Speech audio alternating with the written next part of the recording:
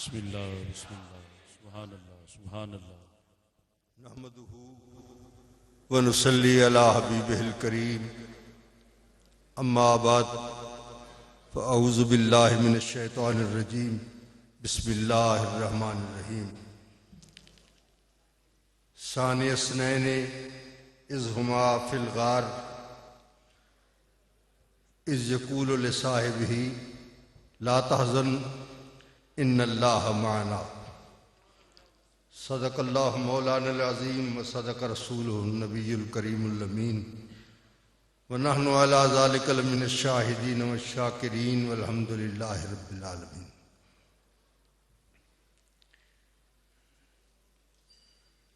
بندہ پروردگارم امت احمد نبی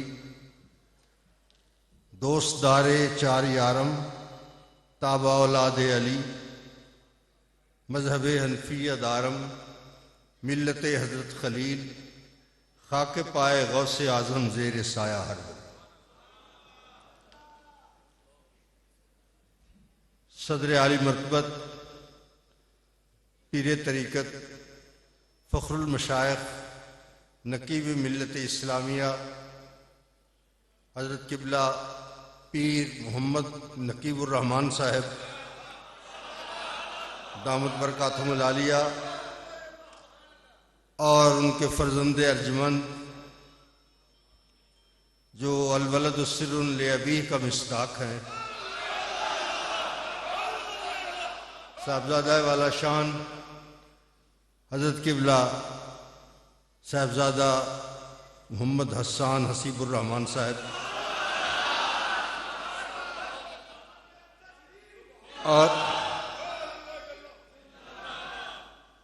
اور منصب وزارت پر فائز ایک عظیم عالم اور درویش وزیر حضرت قبلہ پیر نور الحق قادری صاحب دامت برکاتہم العالیہ، میرے مخدوم محترم جناب ڈاکٹر سید طاہر رضا بخاری صاحب آستان عالیہ گھمکور شریف کے سجادہ نشین، اور پیر حسنین صاحب، پیر عمران ولی صاحب، علامہ محمد اقبال چشتی صاحب، جناب عامر فیاضی صاحب، دیگر جملہ معزز علماء کرام، مشائخ اعظام، خوشبخت حاضرین محفل، آج کی یہ تقریب خلیفہ اول حضرت سیدنا صدیق اکبر رضی اللہ تعالیٰ عنہ کی یاد میں منعقد ہے۔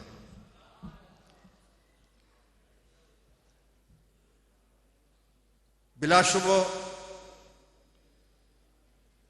خلیفہ اول سیدنا صدیق اکبر رضی اللہ تعالیٰ، خلیفہ دوم سیدنا عمر فاروق رضی اللہ تعالیٰ، خلیفہ سوم سیدنا عثمان غنی رضی اللہ تعالیٰ عنہ، خلیفہ چہارم مولائے کائنات حضرت علی کرم اللہ تعالی وجہ الکریم۔ یہ ایک دعویٰ ہے، اس کی دلیل کیا ہے کہ سب سے پہلے وصال سیدنا ابو بکر صدیق، اس کے بعد وصال سیدنا عمر فاروق، اس کے بعد وصال سیدنا عثمان غنی، اس کے بعد وصال سیدنا حیدر کرار۔ ان کے وصال اسی ترتیب سے ہوئے ہیں۔ یہ ثبوت ہے اس بات کا کہ پہلا خلیفہ کون ہے، دوسرا خلیفہ کون ہے، تیسرا خلیفہ کون ہے اور چوتھا خلیفہ کون ہے۔ محترم حضرات، حضور سیدنا صدیق اکبر رضی اللہ تعالیٰ عنہ نے اپنے عہد میں بہت سی مثالیں قائم کی۔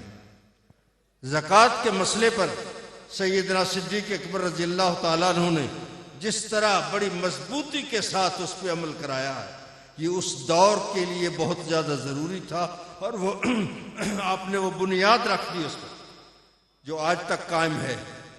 اللہ تعالیٰ ہمیں ان کے فیض و برکات سے مستفید ہونے کی توفیق عطا فرمائے، اور ان کے ایثار اور جذبے کی مثال کہیں نہیں ملتی کہ جس وقت سید عالم صلی اللہ علیہ وسلم نے ارشاد فرمایا کہ بیت المال کے لیے نذرانہ پیش کرو۔ اس وقت سیدنا فاروق اعظم رضی اللہ تعالیٰ عنہ تجارت کر کے آئے ہوئے تھے، مال بہت زیادہ تھا، دل میں خیال تھا کہ آج میں صدیق اکبر کو بڑھنے نہیں دوں گا، آج میں بڑھ جاؤں گا اس واسطے کہ میرے پاس سامان بہت زیادہ ہے۔ تو حضرت فاروق اعظم رضی اللہ تعالیٰ عنہ ایک خاصی تعداد میں مال لے کر سرکار کی خدمت میں حاضر ہوئے۔ حضور نے پوچھا، عمر ما ابقیت لأہلک یا عمر، اپنے بچوں کے لیے، گھر والوں کے لیے کیا چھوڑ کر آئے ہو؟ عرض کی، حضور مال جتنا تھا آدھا میں گھر چھوڑ کر آیا ہوں اور آدھا حضور کی خدمت میں پیش کر دیا ہے۔ اور علامہ اقبال کہتے ہیں کہ اتنے میں وہ رفیق نبوت بھی آ گیا، اتنے میں وہ رفیق نبوت بھی آ گیا جس سے بنا عشق و محبت ہے استوار، لے آیا اپنے ساتھ وہ مرد وفا سرشت، ہر چیز جس سے چشم جہاں میں ہوئے توار۔ بولے حضور چاہیے فکر و عیال بھی، بولے حضور چاہیے فکر عیال بھی، کہنے لگا وہ عشق و محبت کا رازدار، کہنے لگا وہ عشق و محبت کا رازدار، اے تجھ سے دیدہ مہو انجم فروغ گیر، اے تیری ذات باعث تکوین روزگار، پروانے کو چراغ تو بلبل کو پھول، بس صدیق کے لیے ہے خدا کا رسول بس۔ یہ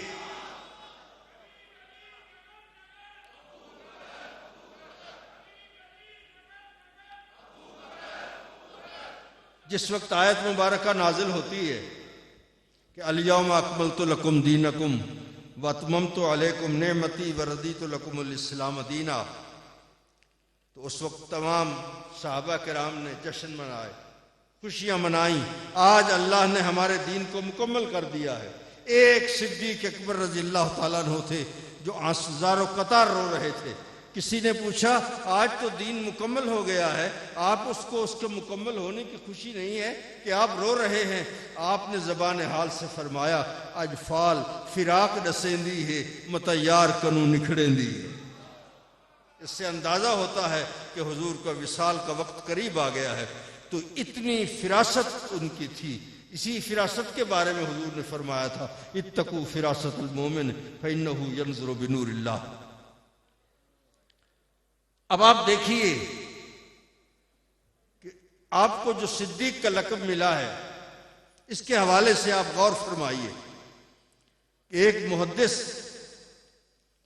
جب کوئی حدیث لکھتا ہے اپنی حدیث کی کتاب میں تو اس کے راوی پہ بڑا غور کرتا ہے کہ اس حدیث کو اپنی کتاب میں لکھوں تو کیا اس کا راوی صحیح ہے، اس کا ایمان صحیح ہے، اس کی صداقت پہ کوئی قدغن تو نہیں ہے، وہ سچا آدمی ہے، اس کا تقوی ٹھیک ہے، اس کا ایمان ٹھیک ہے۔ یہ ساری باتیں جب دیکھتا ہے راوی کی تو پھر اس راوی کی حدیث کو اپنی کتاب میں درج کرتا ہے۔ اس کے بغیر اگر ذرا بھر بھی اس میں فرق ہو تو اس کو اپنی کتاب میں درج نہیں کرتا اس حدیث کو۔ لیکن جب حضور معراج پہ تشریف لے جاتے ہیں اور واپس تشریف لاتے ہیں، حضور نے فرمایا مجھے معراج ہوئی ہے، میں آسمانوں سے گزر گیا ہوں۔